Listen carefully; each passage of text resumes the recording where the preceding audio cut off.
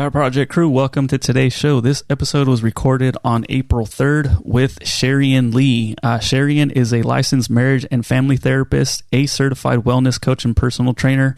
Sherian specializes in ADD, ADHD parenting, work challenges, anxiety, depression, eating disorders, PTSD, the whole gamut. And what's awesome is she uses a lot of exercise to help some of her patients get over some of these challenges. And we got into a lot of that about how she does these nature walks.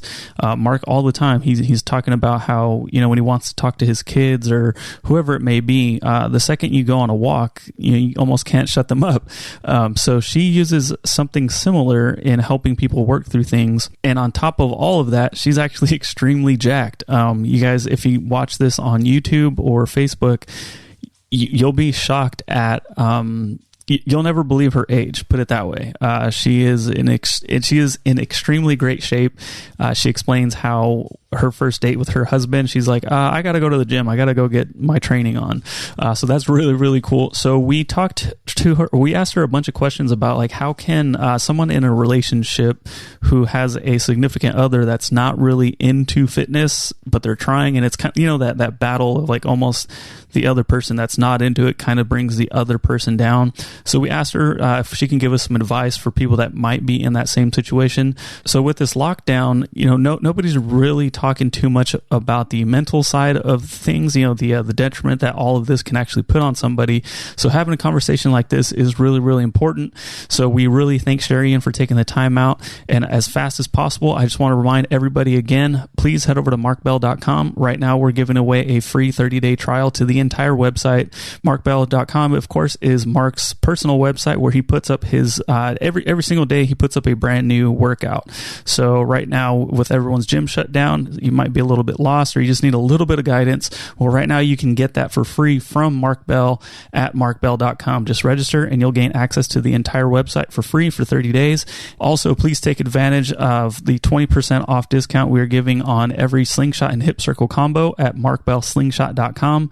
That's any slingshot of your choice, any hip circle of your choice, and you'll receive 20% off at checkout. And also, again, we have the new kids hip circles, so that way you guys can get the kiddos involved in your daily workouts. But that's it for me. So if you guys enjoy this conversation, please reach out to Sherian. And again, check out some of her bodybuilding stuff. You'll be blown away at again that she's kind of defied, or she's found the fountain of youth for sure.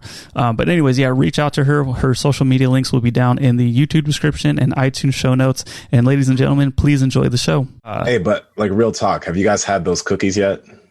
Yeah, I have. Yeah. Oh, okay. So I think honestly, the cookies are dope because it's a high fat cookie. When you have cookies from other companies and they don't have much fat, they're kind of dry. They're not chewy. But since these are high fat cookies, they're like ooey gooey chewy. So damn good. Yeah. Have you guys ever had like homemade keto cookies? No. Okay, so when we were doing keto a couple years ago, and even still to this day, Stephanie will make a low carb, high fat cookie. And you know how like okay, you can have like a store bought cookie, but it's got nothing on a homemade cookie.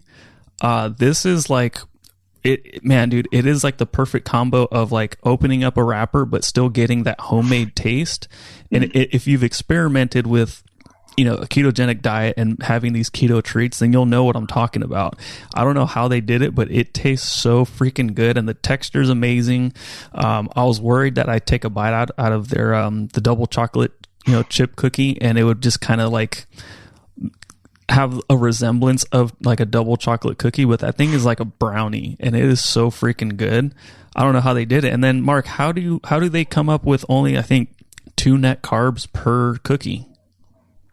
Yeah, they did a great job. I think they use, I didn't look at the cookie, but the way that they usually do it is they usually have fiber in there. So, fiber doesn't really count as a calorie for some people. Some people don't count it. Some people do actually, but it usually is not utilized as energy. It's not a like carbohydrate. It's not a source of fat. So to use fiber as energy, it just doesn't really happen. It's more something that's going to like run through your body rather than, being part of like your energy. But yeah, they did a great job. They made a great They made a great product. One thing that I really like about it, and this is might sound like a backhanded compliment, but the cookie is really good, but I'm thankful that it's not the same as eating a regular cookie, right? Yeah.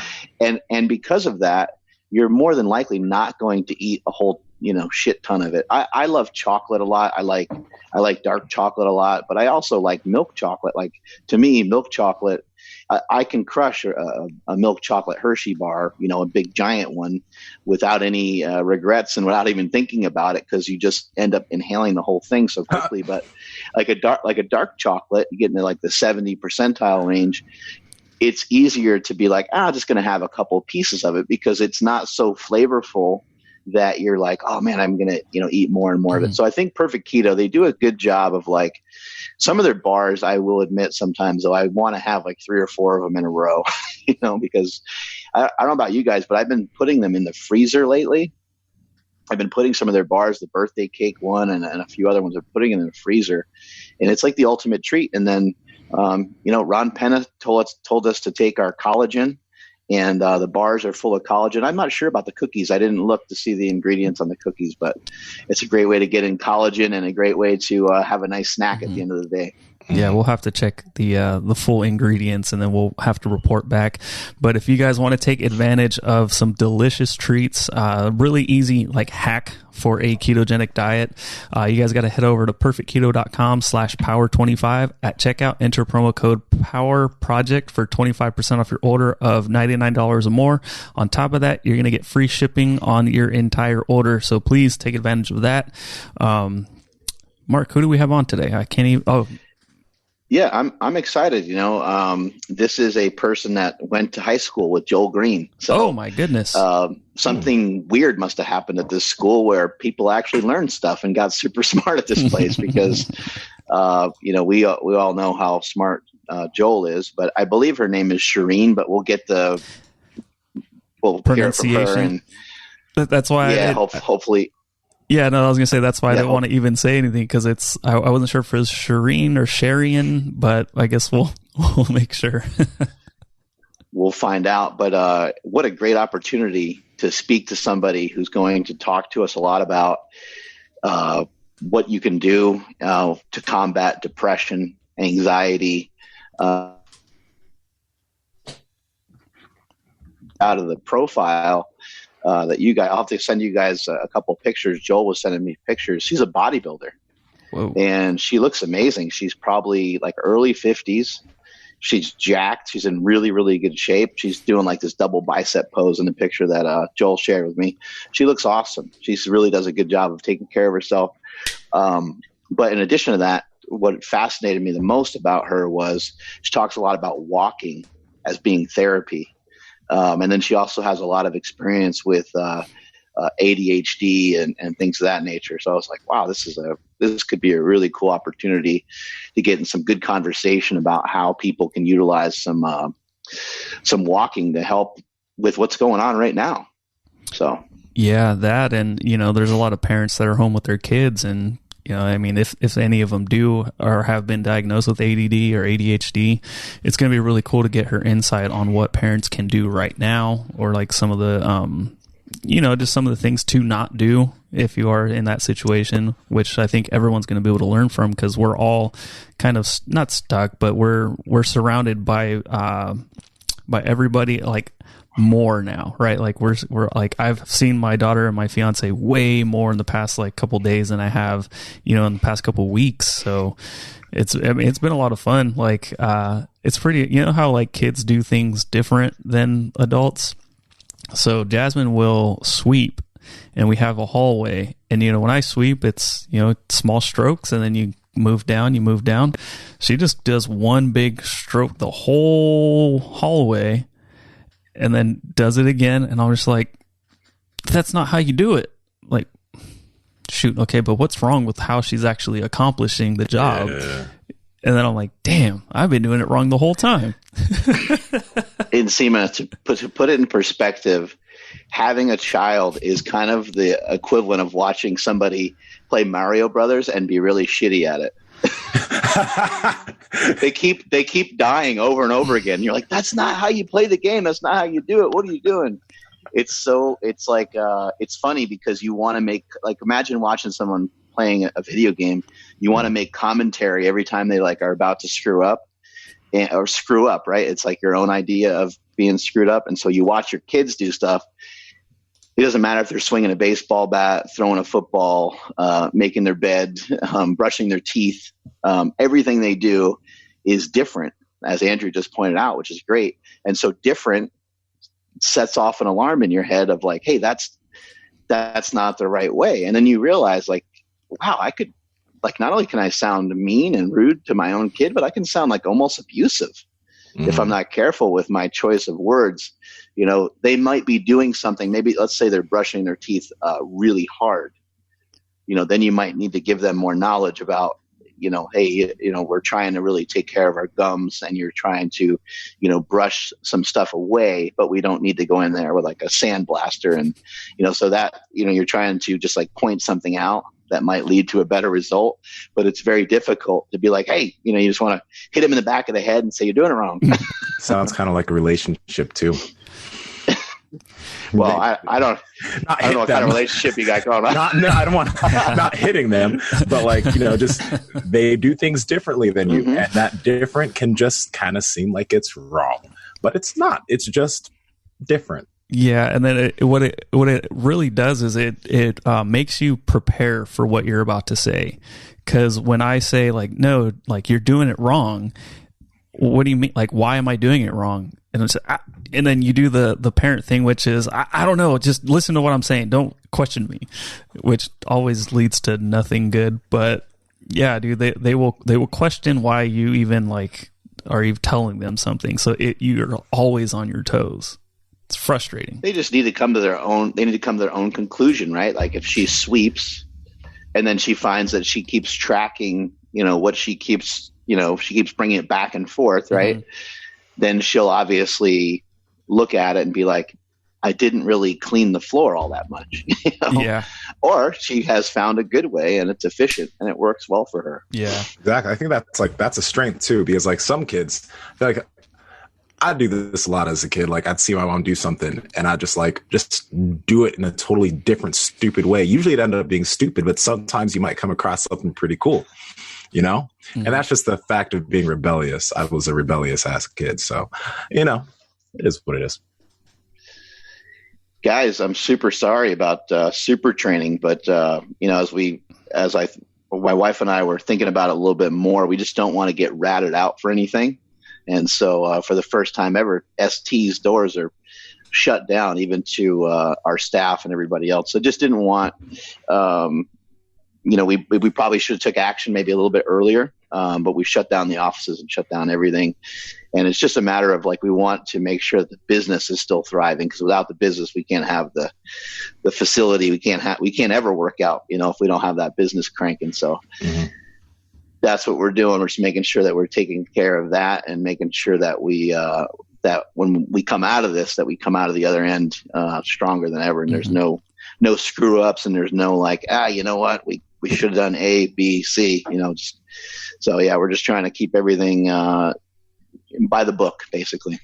Yeah, I'm about to come out of this at 275 pounds. Nice. See you next month. Yeah. I was. So we got the text message late last night, but I was already asleep, so I woke up to that, and I'm like, all right, I guess I'm training at home. No big deal. That's cool. But yeah, so I was caught off guard a little bit, but no, I think it's the right move, and I don't see why we still won't thrive. You know, I think we're gonna be one of the few companies that actually do better, you know? Yeah, we got a lot of stuff coming out. We've been working on jump ropes and different bands for you know, resistance bands that you can use at home. And then we also recognize that people are bored, so we're making stuff for that as well. Looks like we got our guest here today. Cool. We're excited to have you on the show today. Can we kind of start out with you pronouncing your name for us, because I don't want to butcher your name. Sherian. It's like Liberian. Okay. Sherian. Yeah. Okay.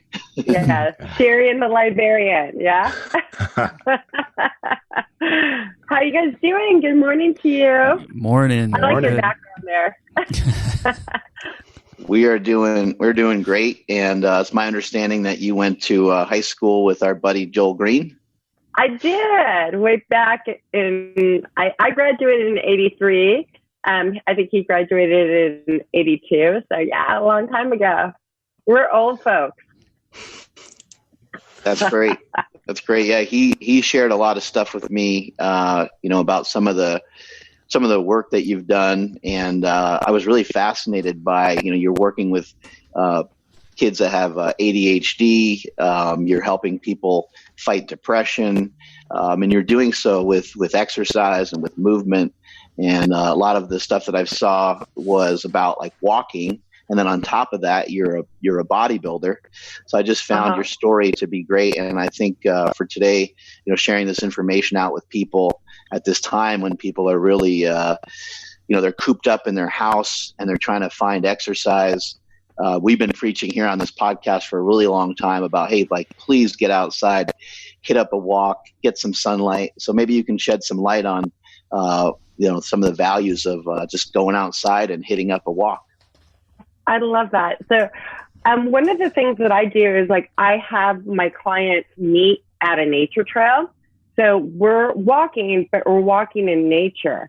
And there's so many reasons why I do that, but I just want to say so much here. But I think like if I were going to just throw out some quickies, it would be that when you're walking in nature, you're increasing your T cells, your fighter T cells by 40%, and it stays elevated for 15 hours after you walk.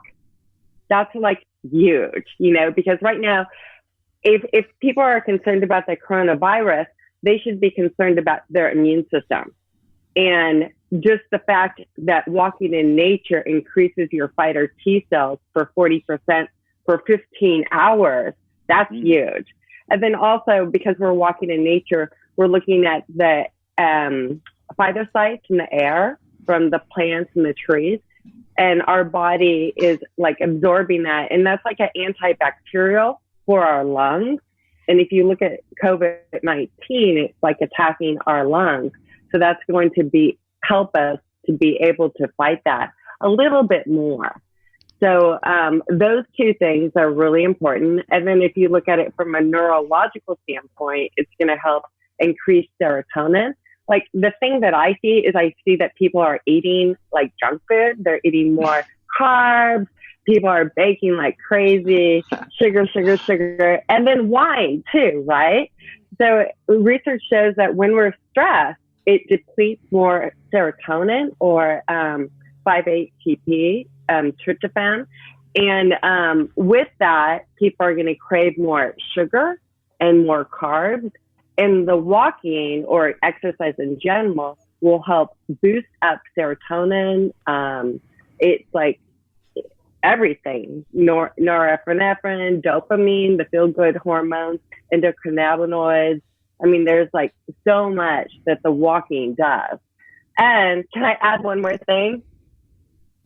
I love this because I think I'm fascinated by this because if you look at walking, it's a bilateral movement. And research shows that with that bilateral repetitive movement, you go into like a hypnotic trance state. And with that, you can process what's going on. I think people aren't processing what's going on right now when they're not moving, when they're in their home, and when they're sedentary. And you need to process it. You can't just avoid this stuff because if you don't, it's going to increase your stress level and your anxiety level and just be crazy.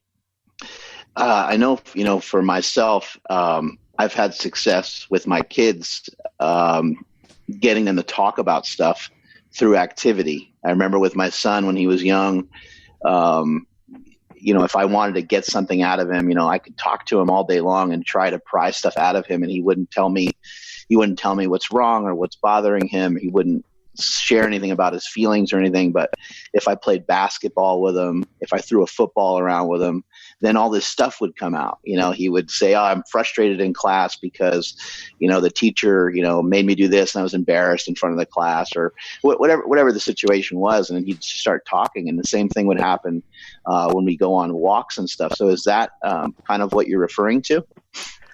Absolutely. People open up a lot more when they're walking. And what I love with my clients is that when they're walking, they're not looking at me. So if I was your typical therapist, I would be in the office and they would be looking at me. I'd be looking at them. But when we walk, we're looking straight ahead on the nature trail. And it gets people in the zone. It's almost like a hypnotic zone. And they just start sharing and opening up, and when they're talking and walking with me, it's just they're in a different place. They're tapping into insight. They're sharing more. When I work with a lot of adults, I don't usually work with small kids on the nature trail because there's mountain lions and poison oak and this and that. And I don't want to be responsible for anything like that. I've had my own kids. It's hard to keep them, in line and on the trail. But when I'm working with adolescents, high school kids, they totally open up immediately. And a lot of times it's not just the movement. It's that there's deer there. There's animals. There's so many beautiful things that just pop out and appear. And that just warms their heart in addition to the walking. Just the surprise element is we don't know if we're going to see a butterfly, a baby deer, a turkey, or whatever it is. There's just so many things that just pop out at us, and that just gets us to connect more. So yeah, the movement really helps. Have you found a huge difference in these nature walks and trying to get around, trees and grass and dirt and stuff like that versus just walking in kind of more of a city area? Yeah, Stanford did a study in, I think it was 2015, where they walked. They had two research groups. One walked the dish, hilly trees, and then one walked on El Camino, and they did, what is it called? It's not an MRI, fMRI, where they researched where the blood went in the brain. And they found that they found an area in the brain that's usually related to rumination. And they found that area had less blood supply, meaning that people ruminated less when they were walking in nature compared to city streets.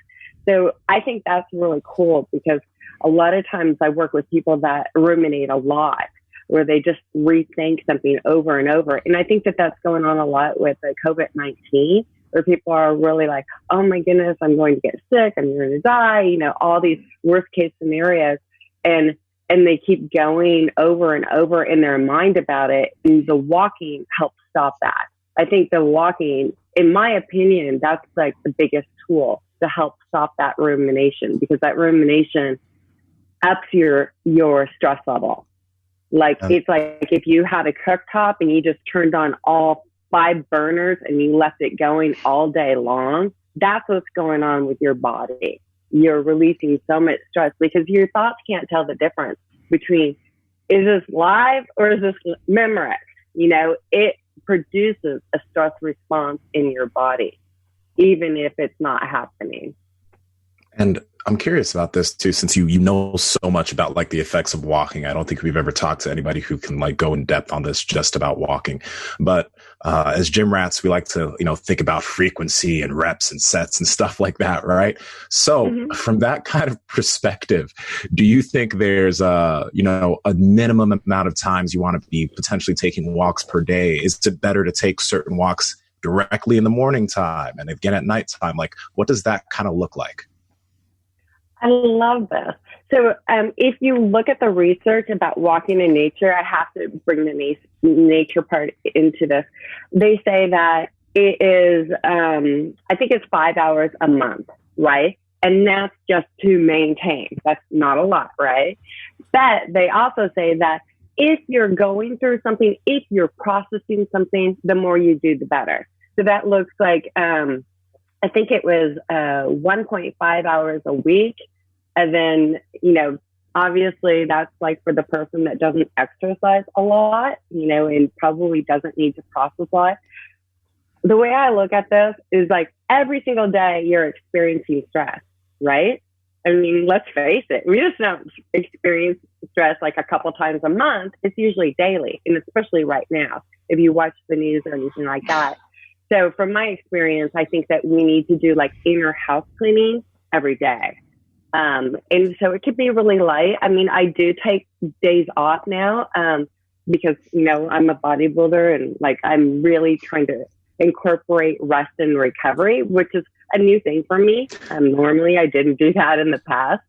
So I do try to practice a little bit of self-care and recovery. But, I'm usually out on the trail 5-6 times a week. And before that, for many, many, many years, every single day for hours. I mean, personally, the more I'm out there, the better I feel. I admit I'm addicted. I am just addicted to being out there and moving. I feel so much better. And I miss my trails. If I can't go, I'm mourning it. I'm mourning it so much. So to me, it's becoming more than just exercising. Because I love the exercising. I'm addicted to that. And I have been for many, many years. But now I've combined the nature component to it. And it's like my home. And, we've had weird things this year where we had like a mountain lion sightings and somebody took their car on the nature preserve and tried to run over people. So the nature preserve has been closed. Yeah. I mean, isn't that crazy? I know. Yeah, you heard right. Yeah. So it's been on the news and everything, and it's been closed for like 4 or 5 days a week at a time while they do the investigation or while they find the mountain lion, this and that. So I've had closures on my favorite thing, and I just go through withdrawals because it's sad not to have. It's like your gym closing. Is anybody like kind of going through gym withdrawals right now, or do you guys all have home gyms? Oh yeah, no, I think everyone's feeling the effects of even just I do have a gym setup, but even with the gym setup like that, it's you lose the energy. I don't get to see these guys as much, and you don't get to. But for me, it's always been, even in a commercial gym, I see someone on an elliptical that still gives me fuel, because they're going after their thing, and there's music in there, and there's somebody's doing curls and someone's doing shoulders and I'm doing lat pull downs or something. It's a lot of good positive energy, probably similar to going out on the trail when you get to see other people and you're getting energy from the animals and the birds and the trees and everything that you're seeing. Right? Absolutely. Like that community that builds up in the gym. If you've been going, like I was going to this gym for like over 20 years and everybody knew everybody, and it is like, if you had any stress, you got to talk to them in between sets, right? It's just like our community. The same thing happened at the nature preserve, where there's a community of people that I see up there. If I'm not with clients and I'm on my own time, like we all talk, and it's just like the rumors about the gym. Now it's the rumors about the nature preserve. And we've, developed this other community. So it's really nice to have that community and support. And I miss that. And I miss the gym so much. You're absolutely right. I was videotaping myself the other day from my coach doing some exercises. And I'm like, oh my gosh, like I do better when I'm videotaped. Like all of a sudden I have more energy to do, these pistol squats or pull-ups. I'm like, oh yeah, I can do it more. And it was like at the gym, I get that because I guess I pretend like maybe somebody's watching to make sure that I'm keeping up with my workout. And I can't take breaks, this and that. And at home, even though I have a pretty good setup, it's just not the same. Yeah. So, yeah, that sense of accountability is nice. Yeah. Did I answer your question about the times a week and stuff like that for walking and movement? Yeah, you did. Okay, good. Yeah, and actually you answered the question before I could even ask it about like what can we do to help, kind of get back into the that feeling of the community around us. But I think filming and sharing that sort of thing with a coach or even just your former gym partners might be a really good move, right? So that way we can still feel connected. I love that. Yeah, I was sharing my pistol squats for my coach because on my right leg I'm good, my left leg not so much, and I have hip pain. It's like I'm an older lady, And I shared it, and somebody responded, "Oh, like I don't see the purpose of pistol squats. Like, why even bother?" And then I was like defending it, and I'm like, "Oh well, I'm only as strong as my weakest link." And I'm like, "Oh my gosh, like I'm defending this evil exercise. Like, what's wrong with me? Who defends like their worst exercise, the one that they hate the most?" And then I wanted to do it, and it was just like, that's bizarre because nobody at the gym would actually tell me, hey, I don't think that exercise is worth it. They would never have the guts to say that to me.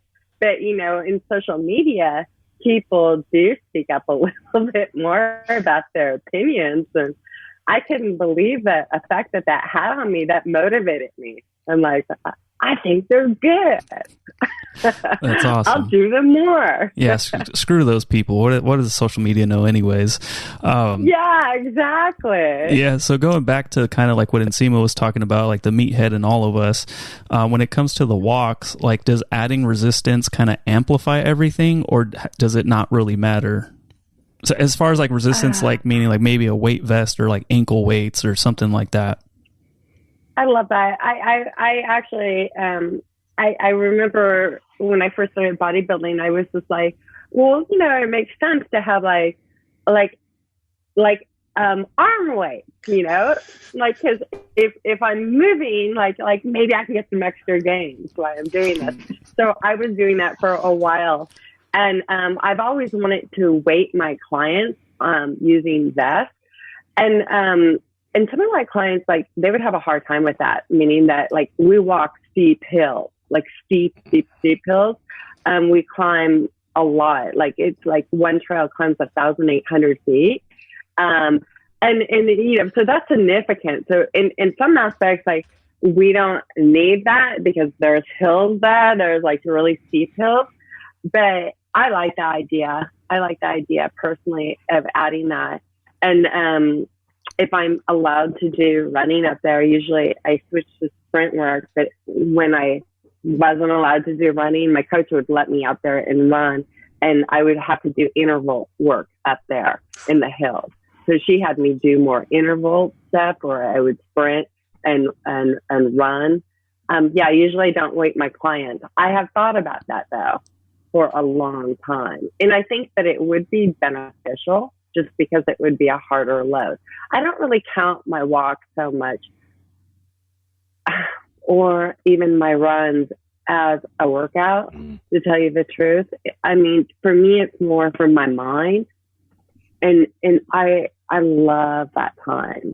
I mean, I just let my mind spin. A lot of times I'm listening to a podcast or an audio book, and it's just, I just need it, so I wouldn't really count it. I mean, I've been guilty of doing it without like permission. I sneak it, like some people sneak junk food. I sneak that.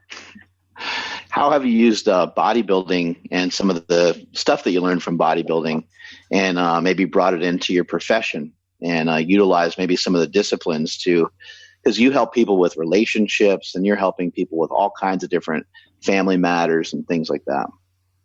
Yeah. Well, I think that people are better when they exercise. People behave better. I mean, if you want to be on your best behavior in a relationship and bring your best self forward to the relationship, you need to have the hygiene to exercise and to eat healthy and to sleep and to relax, meditate and all that stuff, and have some healthy communication going on in your mind. So yeah, I mean, it is critical. There's no way you can be nice to yourself, let alone your partner, when you're, in your past and you're not taking care of yourself.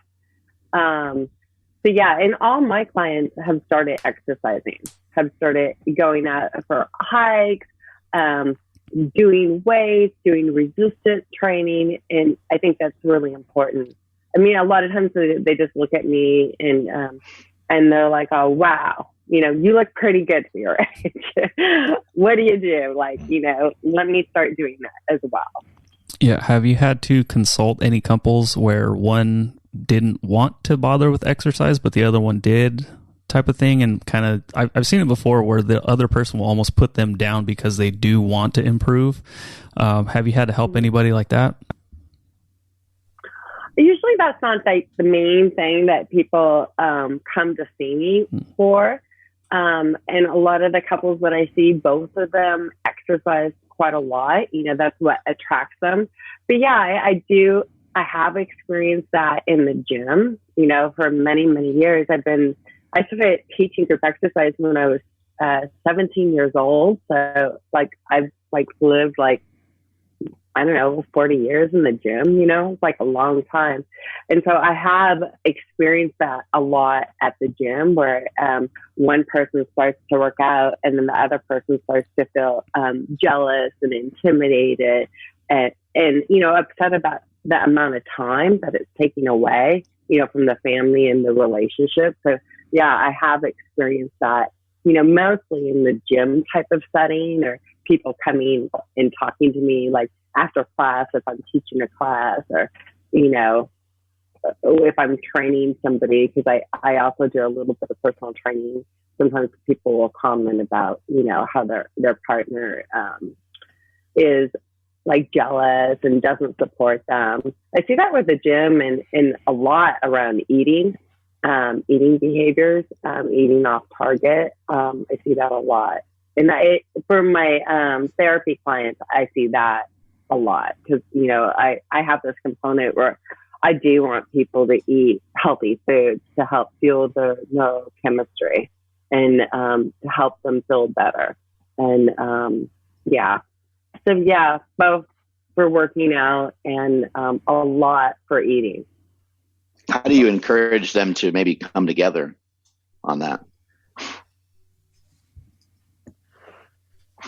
A lot of times, like for my walking therapy clients, they're trying to get their partner to walk with them. They realize when they're out on the trails walking with me that it's like a really good way to connect and share. So usually those guys are trying to have their partner go for a walk with them. And a lot of times the partner has like knee issues, mobility issues, and they're not able to. So it's like a little wedge. So we kind of brainstorm ways to have them walk together because it would enhance their relationship to work out together. So for therapy, it's like they want to start walking together. For people in the gym setting, sometimes it's like inviting somebody into your workout space, like trying it. And if somebody's like a beginner, you're not going to overdo it with them, and you're going to help them feel successful, and you're going to kind of water it down so that they can feel like they have an opportunity. I know with me and my husband, I'm really picky about form and stuff when people lift weights, and because I had been group exercising and personal training for so long, it's like when we first started dating, I told him on our first day, it was really ridiculous.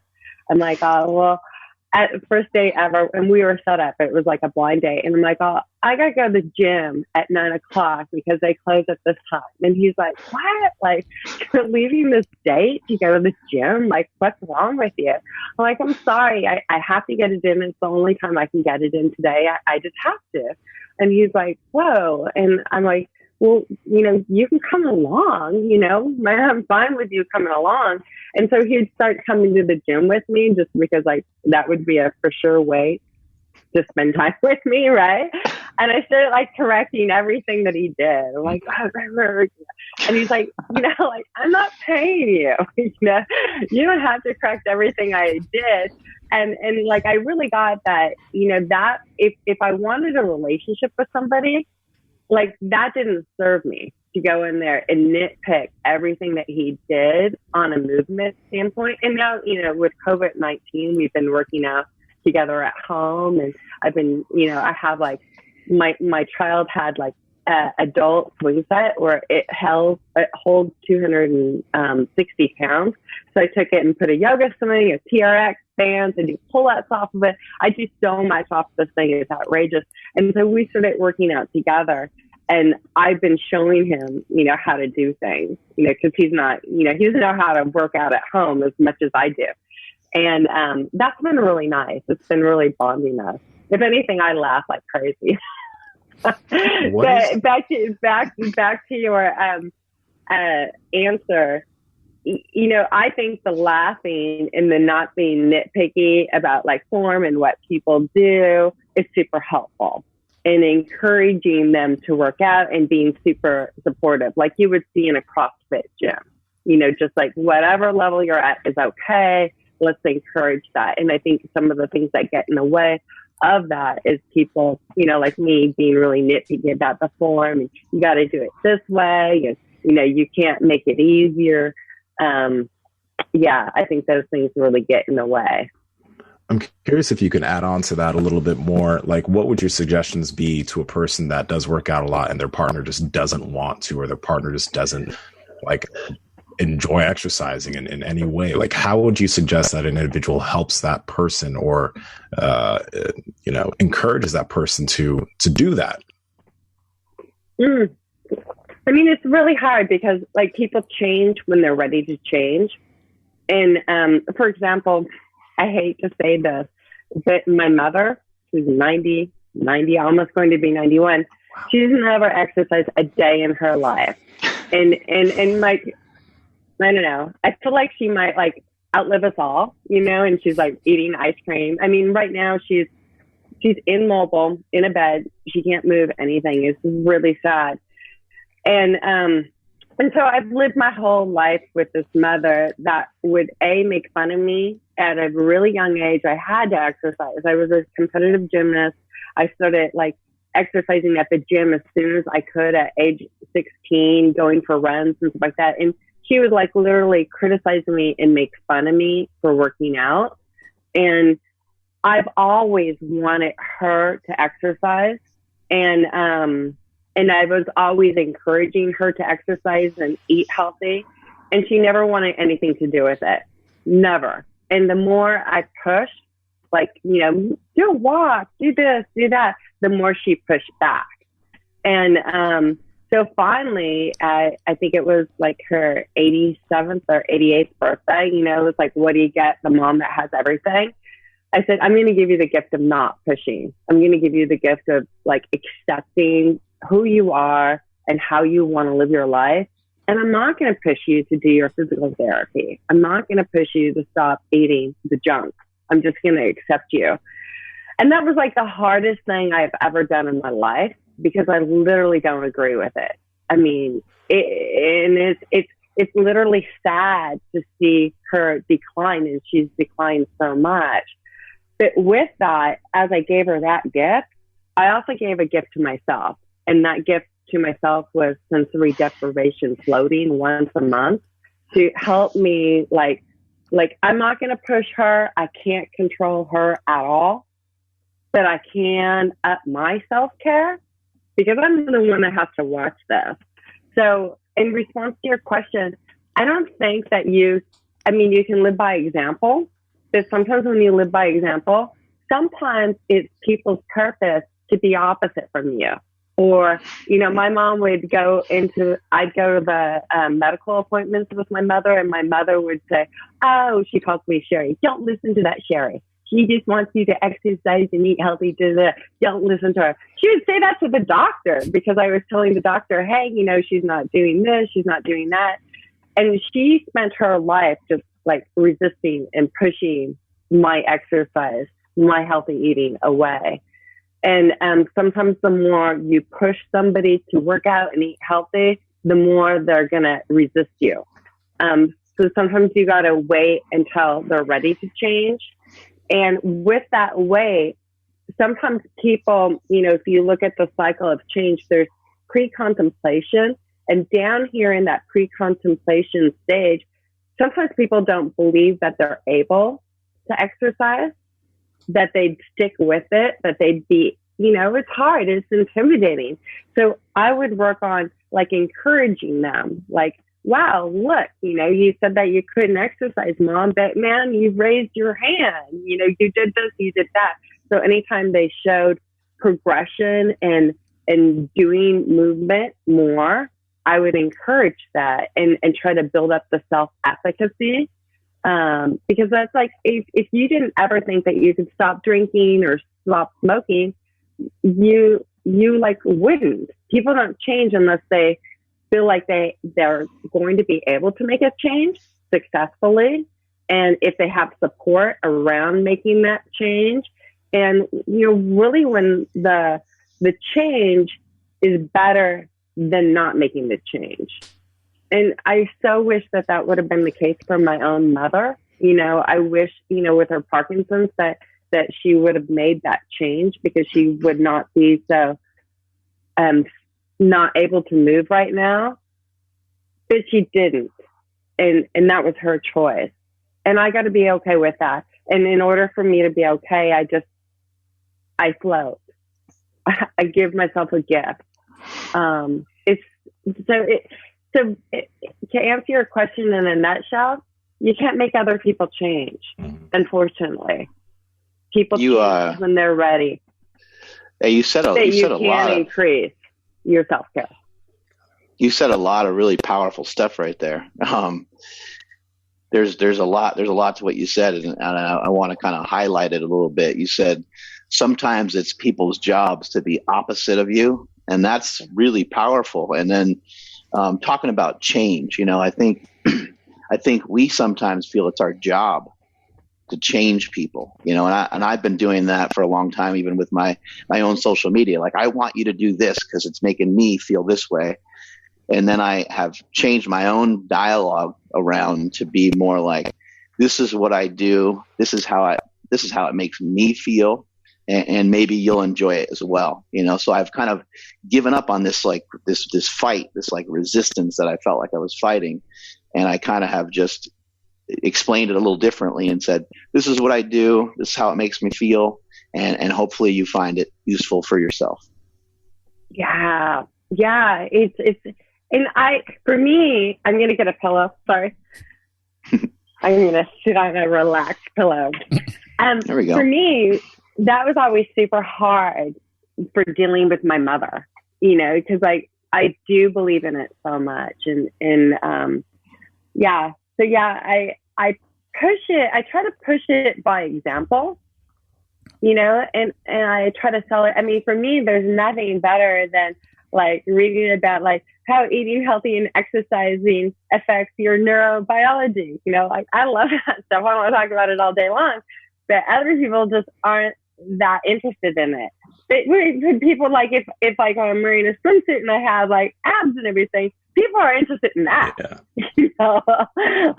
I want some of that. It's like, to me, it's like, it's not about your body. I mean, it is because I bodybuild, but you have to understand that I'm using that bodybuilding as a tool to be on target with my behavior.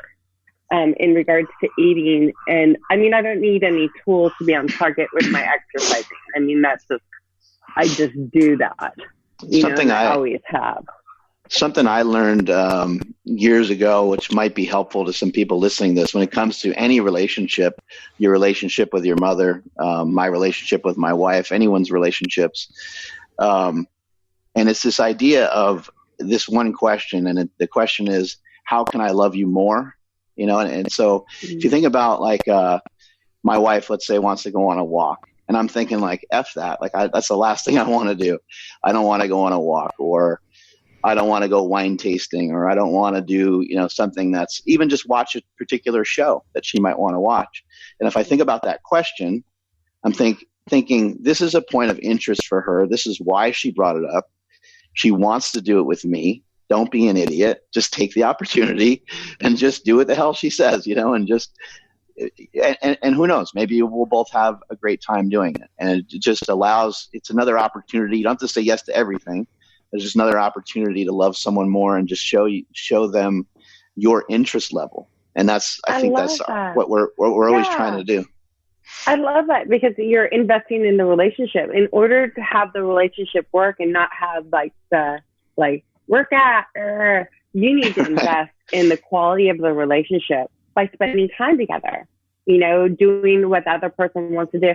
It was so funny the other day. My husband and I we were working out and we had to do like this cardio drill. And my husband loves anything where you throw a ball or a frisbee. He's like a retriever dog. No, I'm just kidding. He just loves that. And we started like throwing this ball, and he lighted up, and it was just like you could just see his face. He was like, yeah, I love this. And he plays basketball, and he grew up with his father throwing the ball to him, and all the time he wants to take a break. And we have 2 daughters, right? He's like, he wants to throw the ball with me. And I'm like, oh, geez, I might break a nail. So I don't like to as much with him, but he's just like dying for that. And I really got the other day that when we were throwing this ball that he needs this. We spend time together hiking and investing in our relationship through movement and through maybe watching the show or what have you. But that whole activity of throwing a ball together, like my husband grew up with that.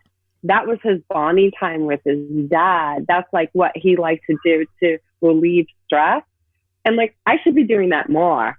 And I was like dying. I was like in tears dying because the look on his face when he was catching the ball was just hilarious. He was like truly happy. I just haven't seen you this happy before. Like, I need to do this more. And I'm thinking like, gosh, can I order a med ball on Amazon? Because that will be 2 for 1, because we were using a basketball, and doing tricep push-ups on the basketball. I mean, if I had known that I would have gotten my equipment from the gym if I had known that this was going to happen, and had some time to prepare, But yeah, we're working with a basketball. I'm pretending as if it's a med ball. Oh, well. Cool. I was curious actually about this then, because right now, obviously, you're not able to go on as much nature walks and trail walks. You're having to work out at home. I am. Oh, you are? Yeah. It's really cool. The nature preserve. I mean, I don't see my clients up there because I just think it's unsafe. There's a lot of people. But my nature preserve has made their single track trails one-way tracks. And I try to go out like in the middle of the day where there's not as many people up there. The parking lot's crowded. The parking lot's full. There's more and more. And Mid-Peninsula Open Space Preserve is open right now. They want people to be out exercising and on trails. The beaches and public gathering stuff is closed, but that stuff's open. They're encouraging it. And I think that if you look at the research around the T cells, this and that, about like being in nature, that supports it. In my mind, that justifies it. And I don't know why. Can you guys, I mean, I know that you guys are from the Sacramento area. Can you guys work at in nature preserves up there? Or, I mean, I bet you all trails are open, right? Yeah, we went and walked on a trail not too long ago, and it was open. But I don't know if they've since shut any of that down yet. But there was probably too many people, on the trail. They should probably look into maybe limiting the amount or something like that, Yeah, I've been working on my kind assertiveness skills when I go out there, because I have to tell people, hey, I'm coming up on your left. Can you move over to your right?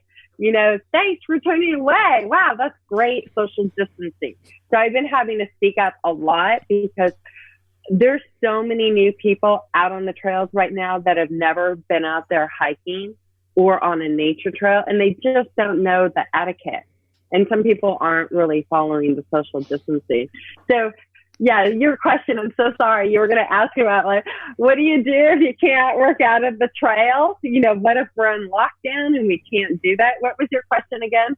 Yeah, I was actually wondering, like, how what you're suggesting to your clients, because obviously, you're asking them to work out at home if they can't go to the gym. But what other practices are you having them do to keep everything up here kind of sane if they're not able to really get out? I'm literally, right now when we're not on lockdown and we're at shelter in place, I'm literally encouraging my clients to go out into the neighborhood. I have a client that has autoimmune disorder, and she is staying inside, and I'm having her moving more and exercising more inside. But anybody who doesn't have an autoimmune disorder or feels comfortable to go outside, going out in their neighborhood and taking a walk. And I'm highly encouraging people to go to different nature preserves and just experiment with all these different things. And for us as a family, we're doing that. You know, every weekend we're going to a new nature preserve, hopefully less crowded, and we're getting out there. So, yeah, I think that that's really important. And I am going to add one little thing here. I am encouraging people to take rest days right now. And that's 1 to 2 rest days, and to really focus on not exercising to exertion, because when you exercise really intensely, it brings down your immune system. I think it's like 72 hours afterwards. And that's really not what I want right now. So I am encouraging that when they exercise at a 0 from 10 scale, like about a 7, and that they do take their rest days, and that they don't exercise when they're tired, they didn't get enough sleep, when they're have a fever or anything like that, that they boom, take it off and have that rest and recovery. And for me, I'm really upping the meditation, the sleep. I love sleep, like love it. I sleep a lot. But I do that because, I move a lot, and it's super important to have that recovery, that conscious recovery. So I am stressing that as equally as getting out there and moving in nature, exercising. I'd love for people to do that, but I don't want people to overshoot that right now, just because of the toll on the immune system. You've mentioned T cells quite a bit. What are T cells exactly? Beats me now. No, it's like it's part of the immune system. I believe it's part of the white blood cell count, fighter T cells. So they would run around with that crowd and help fight infection. Got it. And then, so would more cardiovascular training be better for that, or would like more HIIT or even more like weight training be better, or is it all good? That was related to being in nature. So, okay. I mean, got it. In regard to that, so if you can bring your workout outside, like I usually do my own workouts outside in my yard as much as possible. So I have, the vitamin D from the sun, all the nature elements. I think it's like a little bit better for me because I'm getting the microbiomes or the biomes from the soil, and I literally, like my first week out, I was doing like a low push-up and just holding it on the grass, and I ended up getting this rash on my face. It turns out that I'm allergic to grass, but while I was doing it, I was just like, hey, hovering for the longest time, thinking like, this is so good for me. I'm being so close to the grass. So yeah. So when it comes to working out, if you can throw it into your yard or any space outside, that's how you would get the fighter T cells to increase, because that was specifically related to being in an outdoor environment. What got you into bodybuilding? Because it's unconventional, female bodybuilding is kind of unconventional, but then also, having done it, what did you say? You started like 40 years ago or something like that. Mm-hmm. So that's very uncommon. What got you interested in gaining muscle? Well, when I was younger, say 19 to 20, I really wanted to be a bodybuilder. I went to all the shows. I was just like, yeah. If I could only eat healthy, and I was just like really into it. And like, if you think of the time frame of this was probably like 84, 85. And when I went to the shows, everybody started using steroids at that time. Female bodybuilders started using steroids at that time. And I thought, oh my gosh, like, I don't want to do this. Like, because I'm so competitive that if you put me in an environment like that, I would start using steroids to get there. You know what I mean? It just like wouldn't take much.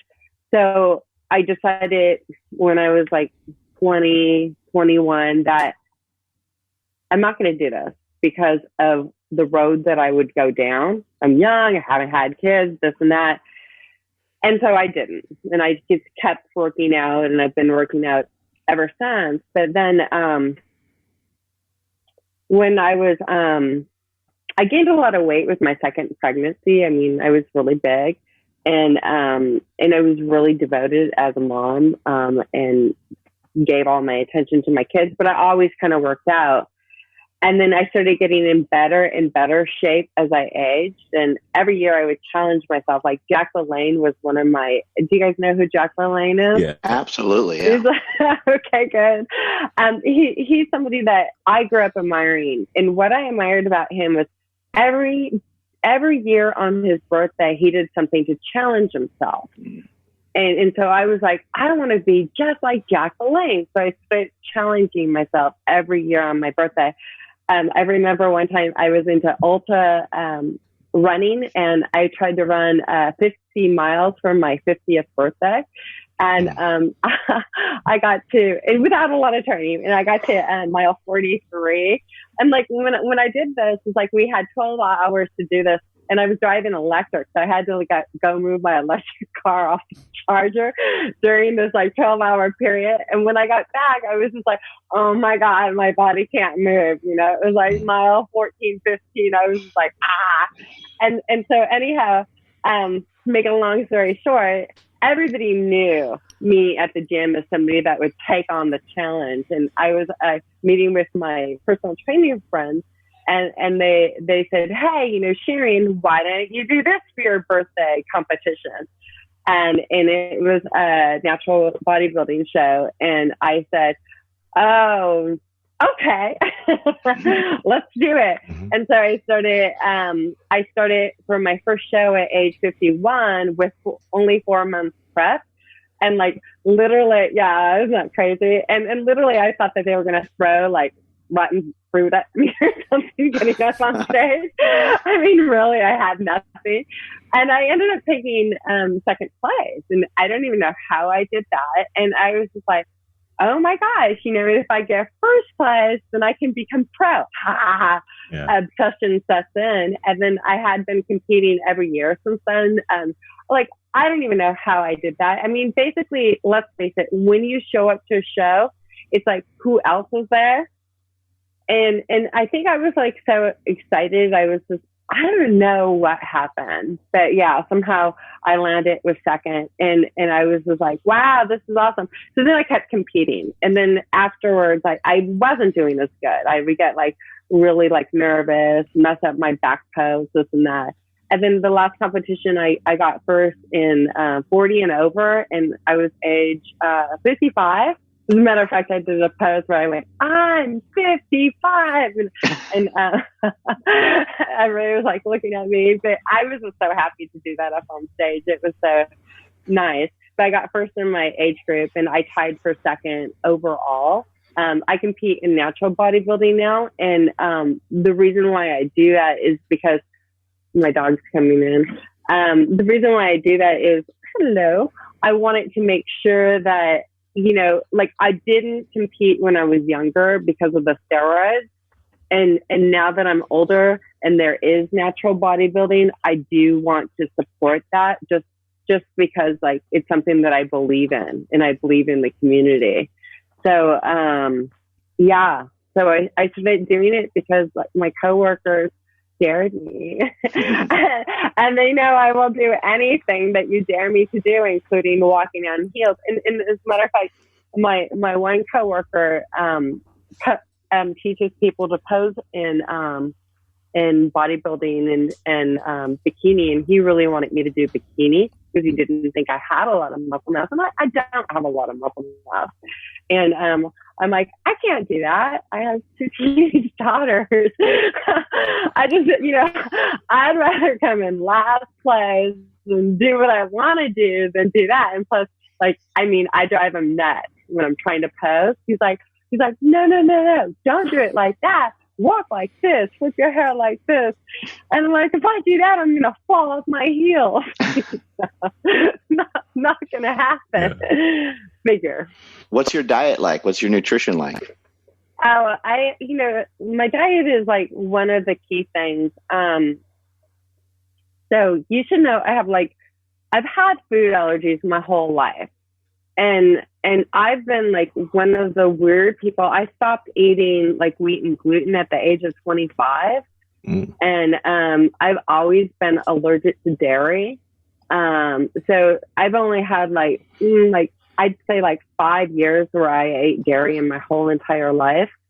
And I've worked with different coaches. So I have a coach right now that really supports me in my autoimmune disorder eating.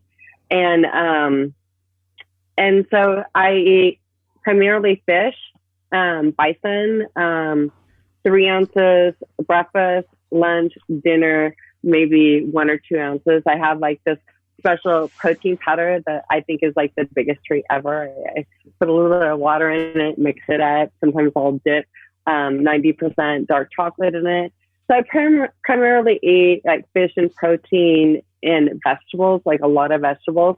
I do have the flexibility of having more fruit. I have an orange tree out there in the yard, and I will definitely engage in eating the oranges right now, just because I don't have to go to the store for it. I'll eat berries and stuff like that. For fats, I eat olive oil, a little bit of avocado. I was eating coconut oil for a while, then I had some issues with that. So I had to cut back just for my body, but primarily like a lot of whole foods. I don't eat anything processed I did have a bison bar last night. And I do have a little bit of the protein powder, which is like a thorn protein powder. Sorry. Just basically good, healthy, whole foods. And I really stress that with my clients, because a lot of times I specialize in working with people with ADHD, and a lot of times people don't eat. People just don't eat. They forget to eat. They get busy, this and that. And I think that's brutal on your neurochemistry, and it makes your stress more. And talk about communicating in a relationship, that's going to make things so much worse if you're not properly nourishing yourself. I'm really curious about that as far as individuals with ADHD is concerned, because I don't know if I'm wrong about this, but I've heard that like a lot of people just get misdiagnosed for having ADHD and ADD, and they get put on medications when they potentially don't need to be put on medications. So my main question is like for the parents that are listening to this, that think, or they've been told, oh, my child does have this. What are the things that like they should look for, they should pay attention to, that are red flags that it's actually their child does have that, or their child doesn't have that, and then ways to move forward? I think that there's a lot of research saying that if you're not getting adequate sleep, if you're not getting adequate nutrition, if you're not moving, and primarily it's like the sleep that I'm after, that it really looks like ADHD. So when I work with parents with ADHD, I do my whole ADHD parenting class, but at the end, I really stress my 4 little wheels. And that is, sleeping, relaxation, exercising, nutrition, and the 4th one would be sleep. So this one would be relaxation. So I'd like to say that I don't care whether or not you have it or you don't have it. And ADHD is not like a pregnancy test where, yes, you're pregnant. No, you're not. It's like a spectrum of symptoms and disorders. And over here, you might be ADHD, Asperger, autistic spectrum type of disorder. And over here, you might have mild symptoms. But what we're looking at is, does this interfere with the quality of your life? And does this overwhelm you and affect your attention? And if the answer is yes, then you should do something about it. And when you do something about it, I mean, there's this book called Finally Focus, and it was written in 2019 by a psychiatrist in Monterey, Carmel. And he really goes into the dietary, sleep, and exercise components on ADHD. I mean, if you're really looking at what makes a good ADHD day and a bad ADHD, it would be those lifestyle components. So instead of just doing medication, he goes in and says, hey, let's check for food allergies. Let's make sure that you're getting like proper magnesium, zinc, all these different things that would help your neurotransmitters communicate better. And let's take a look at that and let's integrate that into the treatment. I work hand in hand with an ADHD clinic in Los Altos that does a lot on that as well and works with nutritionists with clients to help make sure that they're fueling properly. So sometimes people are able to do the lifestyle approach, and that's something that I really preach with my clients. I'm after using lifestyle to change their ADHD symptoms, to change their anxiety and depression symptoms, because you can do so much with that. You can do so much. But sometimes people need a little help with the medication, and that's okay too. But to think that like it's a misdiagnosis or you just need medication, I really think that you're doing a disservice to humankind by doing that. I mean, I think that it's quite frankly like the cheap way to go, where you don't have to address your lifestyle. And I think that when you address your lifestyle, there's just so much more that you get. You get self-efficacy, you get self-confidence. I mean, there's just so much more that you get with the lifestyle approach. So I'm preaching the lifestyle approach from any kind of disorder. Medication may not even be a good place to start, unless the symptoms are really drastic. Would you agree with that? I think that, I think that medication can be effective. It's really fast acting, but I'm really into the lifestyle part of it. I'm like the meditation. If you learn how to meditate, if you think about this behaviorally, when you're getting your mind focused on the mantra, your breath, whatever, and it gets off track and you bring it back on track, you're actually strengthening that part of your brain. I believe it's called the corpus callosum, that helps you bring it back, just like you would a muscle at the gym when you're lifting weights. And the more your mind gets off track, and it will get off track more often when you're ADHD, the more you strengthen it. So from that standpoint, your lifestyle things will do more to help your brain be more independent and better operating for a longer period of time without the side effects. And that's what's important here. And it will, help with cognition in the long run. I always tell people that I'm going to be the smartest cookie in the senior center, with all my behaviors and my lifestyle stuff. I am curious about this too. And I feel like you kind of answered that question throughout everything you were saying, but have you seen individuals just like, and I know there's a spectrum of how strong their sickness is, but have you seen individuals be able to come off of medication with lifestyle changes all the time? All the time. Yeah, all the time. When people work with me, like we get their lifestyle stuff up to par, and then they slowly start weaning off. I mean, the truth of the matter is that there's plenty of research that says, hey, if you're exercising, if you're eating healthy, if you're sleeping, and relaxing, that this is lifting you up. This is going to support you. And it's like supporting the neurotransmitters. I mean, it's like hardcore evidence around that. Got it. What is ADHD exactly? I mean, and do we all kind of have it? Like, it's hard to concentrate on anything nowadays. Well, stress will make it hard for you to concentrate. So anytime you're thinking about other things and stressed out, it makes it harder for you to concentrate. And if you look at the ADHD person, the number one thing that they're going to experience is feeling very overwhelmed.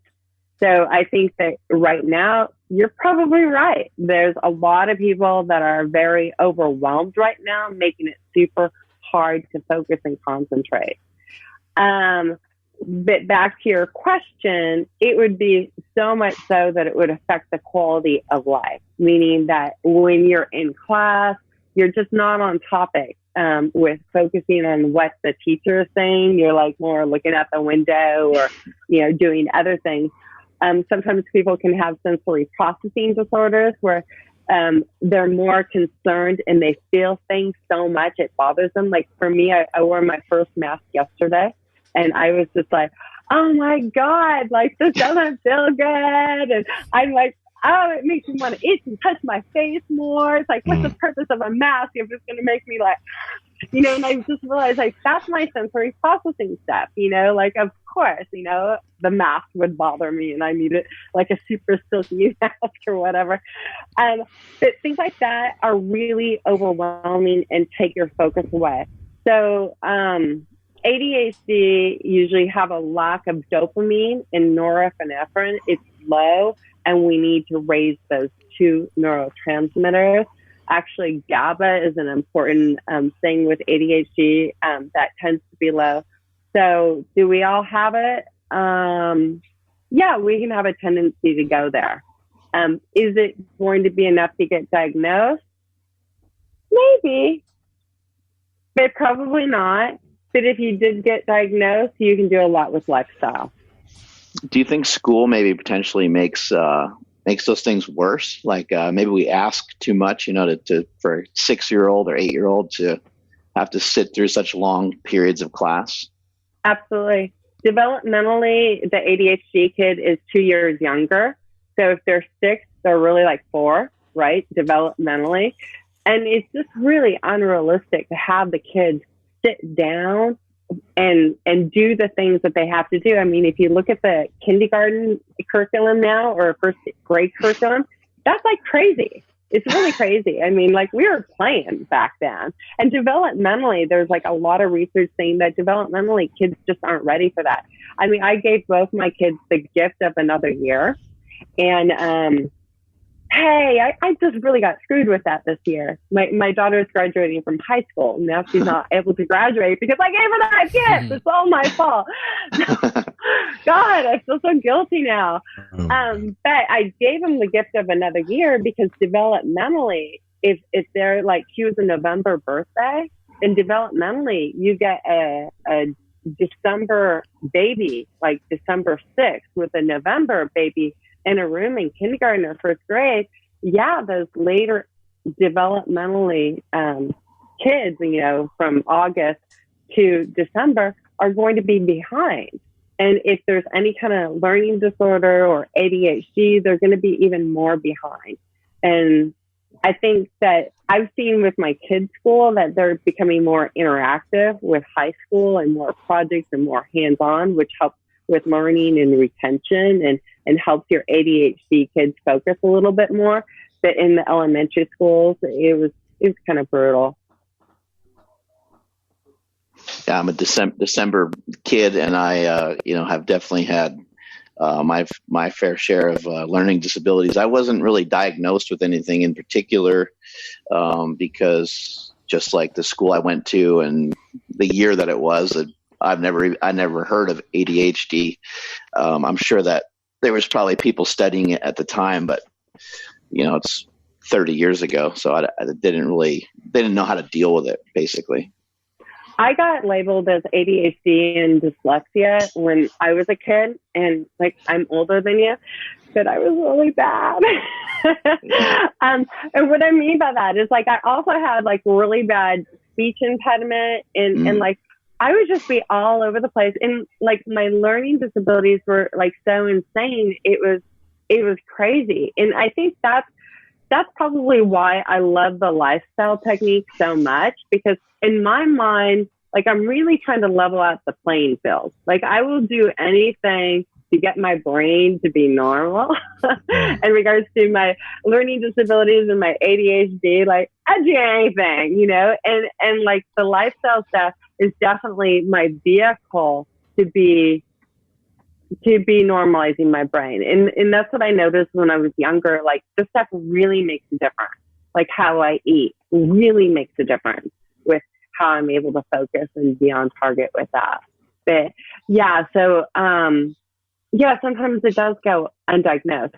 I see a lot of people who come to me when their kids get diagnosed because it's so hereditary. Like, so if like two parents have it, you have like an 85% chance that your kids will have it.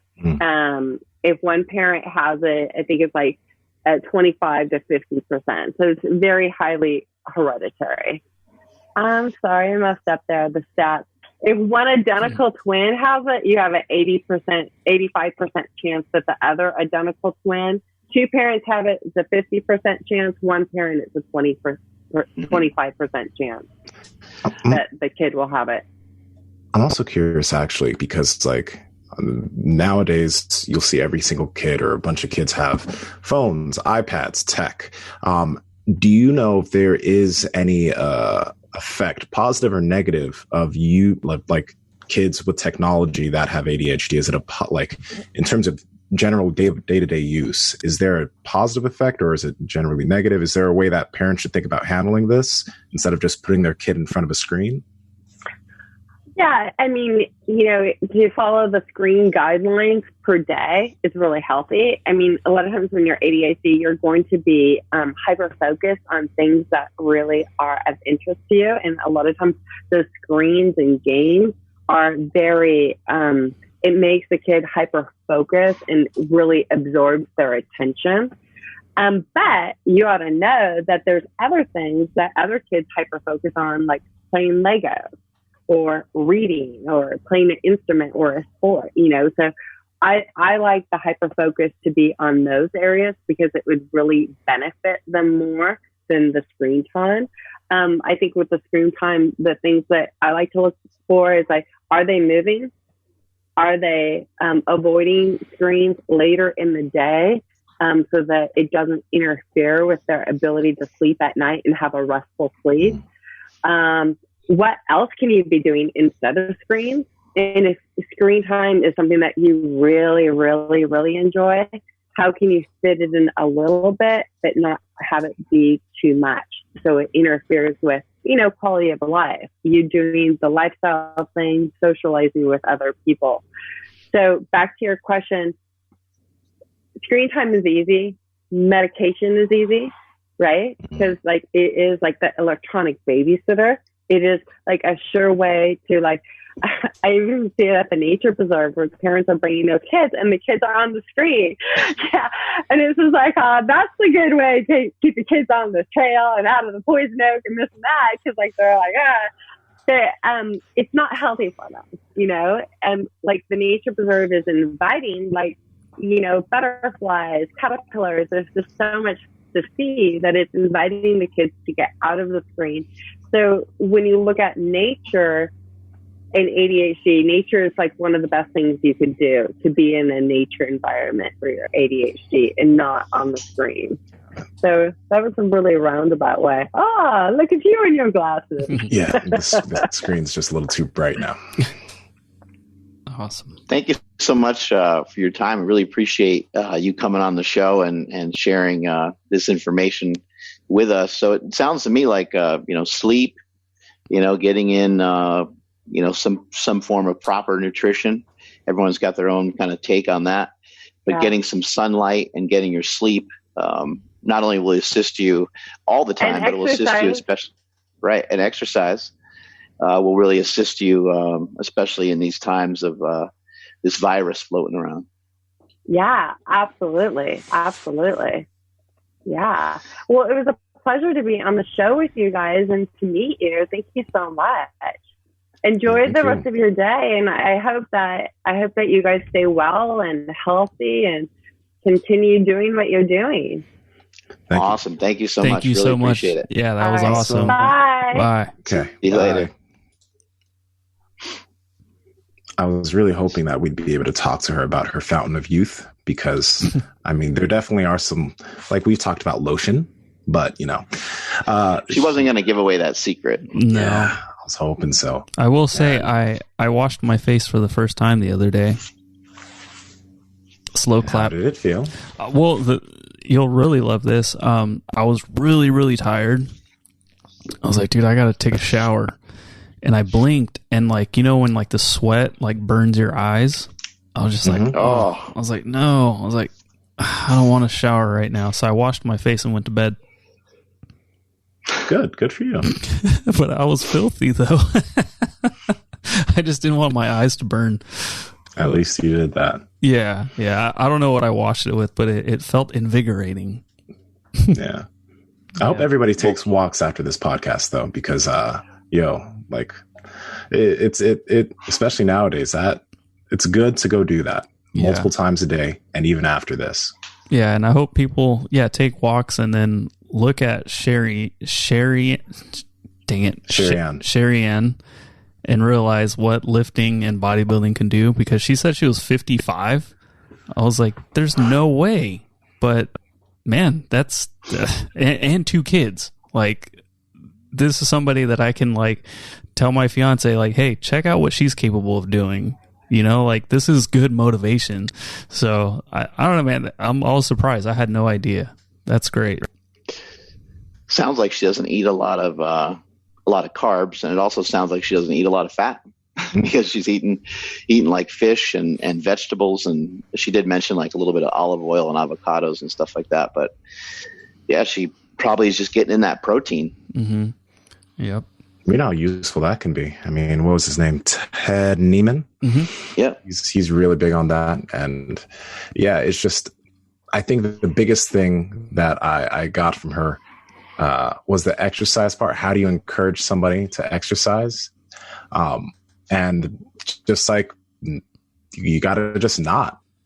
There are some people in my life that I'm just like, they just gotta back up, and I just gotta let things run their course. And if they choose to, they do. If they don't, they don't. Mm-hmm. They'll hear it from a person that will just click with them. You know, I remember, for years telling my family about, omega-3 fatty acids and, cardiovascular training and weight training and different things like that. But until it was said by like Oprah or Dr. Phil, or, it came from, some other celebrity or person, then that's when I would get the questions about it. Hey, what is this thing Oprah was talking about? Or what is this thing that I saw on TV the other day? Now they're interested all of a sudden. But that's the key, is they're going to have to be interested. And I think people are probably smart enough to recognize, like, I'm not interested in that. I don't want to be like Nsima, or I don't want to be like these fitness people. And I think that they maybe think that it's too large of a mountain to climb, but maybe they don't understand that just getting exposed to it for a handful of days can start them off into a really healthy direction, but they're going to have to stumble upon that themselves, right? Mm-hmm. Very true. Yep. So we have tough to back up though. Yeah, we have another podcast to get ready for, and I really, really got to go to the bathroom. So yeah, I know it's bad. Whoa! Also, I had a little bit too much coffee this morning, and my stomach's rumbling. So I just got to make sure everything is cleared out before the next one, just in case. You never know. Yeah. What time is it? It is 12:24, so we have a little bit of time before the next one. But cool. Yeah, it was really good timing on our part. So thank you everybody for checking out this episode. We talked about perfect keto to start things off. If you guys are interested, check out the links down in the show notes and the YouTube description. Please make sure you're following the podcast at Mark Bell's Power Project Podcast. Oh, no, mine is podcast. On Instagram at MB.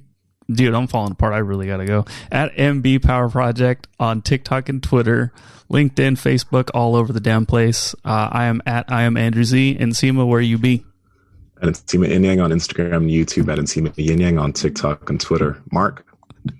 I'm at Mark Smelly Bell, and please go check out markbell.com. Got a lot of free workouts over there, giving away the whole month for free, so you can get your at-home exercises if you have minimal gym equipment, and if you have no gym equipment. Strength is never a weakness. Weakness is never a strength. Catch you all later.